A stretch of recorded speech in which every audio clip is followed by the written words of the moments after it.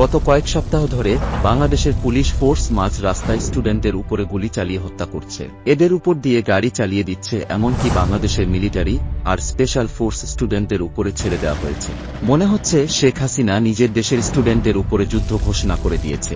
160 বেশি স্টুডেন্টদের অফিসিয়ালি মৃত্যু হয়ে গেছে, হাজারেরও উপরে ঘায়েল হয়ে আছে। এমন আরও অনেক ঘটনা আছে যেগুলো আমরা জানি না, কারণ বাংলাদেশি ইন্টারনেট বন্ধ করে রেখেছে শেখ হাসিনা, যার জন্য কোনো ভিডিও কোনো খবর আমরা পাচ্ছি। এমনকি বাংলাদেশের ইতিহাসে এটা সবথেকে বড় বিদ্রোহ বলে মনে করা হচ্ছে, আর এটির জন্য দায় শেখ হাসিনা। আজকের এপিসোডে বাংলাদেশের কোটা সিস্টেম কি, কেন এর জন্য বিদ্রোহ হচ্ছে, আর কেন শেখ হাসিনা নিজের দেশের স্টুডেন্টদের উপর বিদ্রোহ চাইছে, আর কিভাবে স্টুডেন্টরা শেখ হাসিনাকে হারিয়ে দিয়েছে।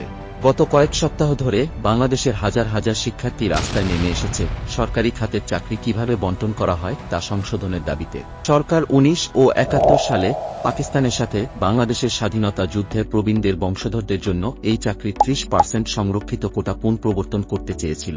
কোটা, যা 2018 সালে প্রাথমিকভাবে বাতিল করা হয়েছিল, ব্যাপকভাবে অন্যায্য এবং বৈষম্যমূলক হিসাবে বিবেচিত হয়। বিশ্ববিদ্যালয় ক্যাম্পাসে বিক্ষোভ শান্তিপূর্ণভাবে শুরু হলেও তা দ্রুত ক্যাম্পাসের বাইরে ছড়িয়ে পড়ে এবং সহিংস রূপ নেয়। বাংলাদেশের প্রধানমন্ত্রী শেখ হাসিনা বিক্ষোভ নিয়ন্ত্রণে পুলিশ ও সেনাবাহিনী মোতায়েন করেছেন এবং এখন অনির্দিষ্টকালের জন্য জাতীয় কারফিউ জারি করেছেন। সরকার বিক্ষোভের সংগঠনকে ব্যাহত করার জন্য ইন্টারনেট এবং সোশ্যাল মিডিয়া অ্যাক্সেস অবরুদ্ধ করার পরেও দেশটি যোগাযোগ ব্ল্যাকআউটের মুখোমুখি হয়েছে। সহিংসতার কারণে কমপক্ষে 160 জনের মৃত্যু হয়েছে এবং প্রায় 2005 ছাত্র ও রাজনৈতিক কর্মীকে গ্রেপ্তার করা হয়েছে। মার্কিন যুক্তরাষ্ট্র এবং জাতিসংঘ সব দিক থেকে সংযম করার আহ্বান জানিয়েছে এবং ভারত দেশটিতে বসবাসকারী তার বাসিন্দাদের ভ্রমণ এড়াতে এবং তাদের বাসস্থানের বাইরে তাদের চলাচল কমিয়ে আনার পরামর্শ দিয়েছে।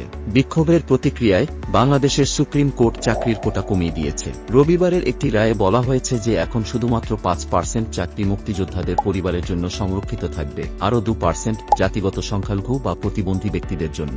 বাকিটা মেধার ভিত্তিতে প্রার্থীদের দেওয়া হবে। তবে আন্দোলনকারীরা আলোচনায় অস্বীকৃতি জানিয়েছে। ছাত্র নেতারা বলেছেন, আটককৃতদের মুক্তি না হওয়া পর্যন্ত এবং যে সকল কর্মকর্তাদের দমনের নির্দেশ দিয়েছেন তাদের পদত্যাগ না করা পর্যন্ত বিক্ষোভ চলবে।